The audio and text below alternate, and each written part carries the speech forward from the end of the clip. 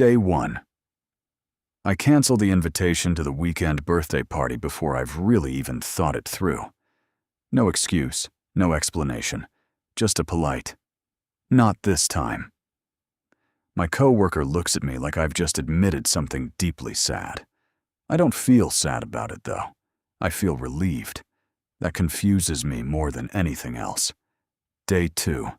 I wonder if something's wrong with me. After all, you're supposed to go out, meet people, get out there.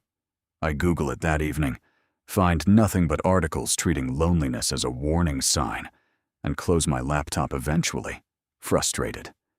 None of the articles describe how I actually feel. Day 3. I mention it to my old neighbor, a retired teacher who's lived alone by the lake for years, and seems calmer about it than almost anyone else I know. He listens without interrupting, then simply says, "There's a difference between being alone and being lonely. One is a wound, the other can be a strength." Day 4. I ask him how you're supposed to tell the difference.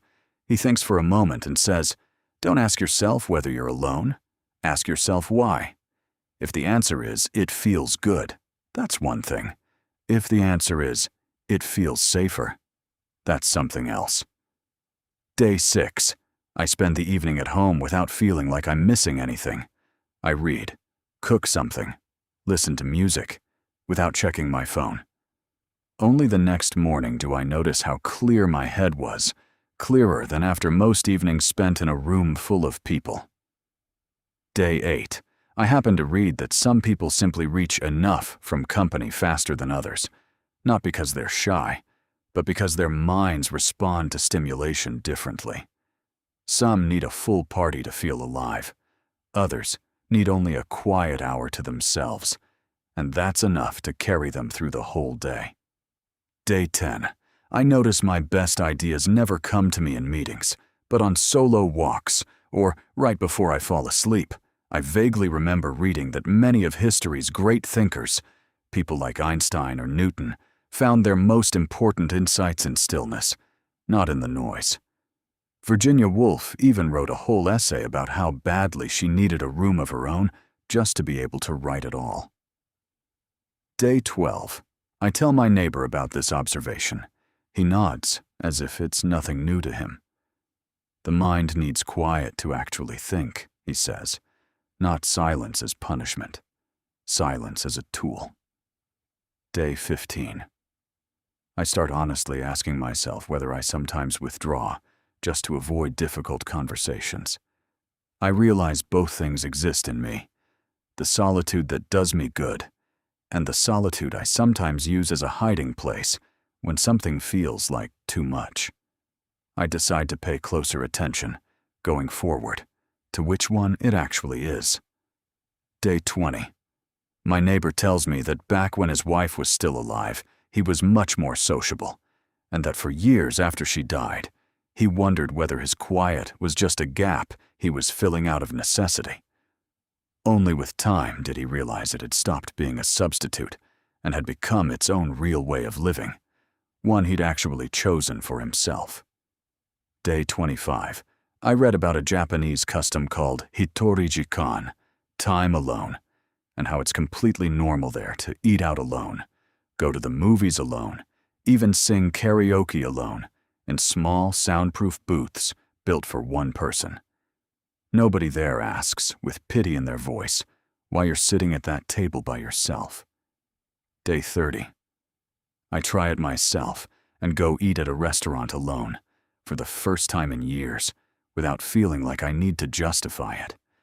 It feels strangely good, almost rebellious, in a world where constant availability is treated as the default. Day 35. A friend asks me over coffee whether I don't sometimes feel lonely, spending so much time by myself. I think about it for a moment and realize the opposite is true. Since I've started giving myself this time again, I show up more attentive, calmer, less quick to snap in conversations with others. I bring more to the table, now that I've first sat at my own. Day 40. I notice my friendships have become less frequent but deeper. Not because I'm less interested in people, but because I've stopped trying to fill every inner emptiness with company. I seek closeness because I want it, not because I need it to feel whole. Day 50. I remember a line I picked up somewhere. Healthy solitude comes from a feeling of abundance, not scarcity. You enjoy being alone because you know real connection with others is available whenever you want it, not because you're running from it. Day 60. I stop justifying it when I cancel plans because I simply need a quiet evening. No, sorry, I'm not feeling well. No dodging. Just an honest, I need some time to myself today. And that's more than enough for most of the people around me. 1 year later.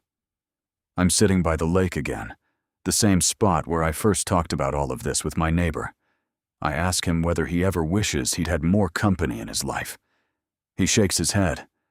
Not more, he says. Just more honest. And you usually only find that once you've learned to be good company for yourself. 2 years later. By now, I live more easily with both sides of it. The full, loud days with friends, and the empty, quiet evenings by myself. I no longer ask myself if something's wrong with me when I'd rather stay home.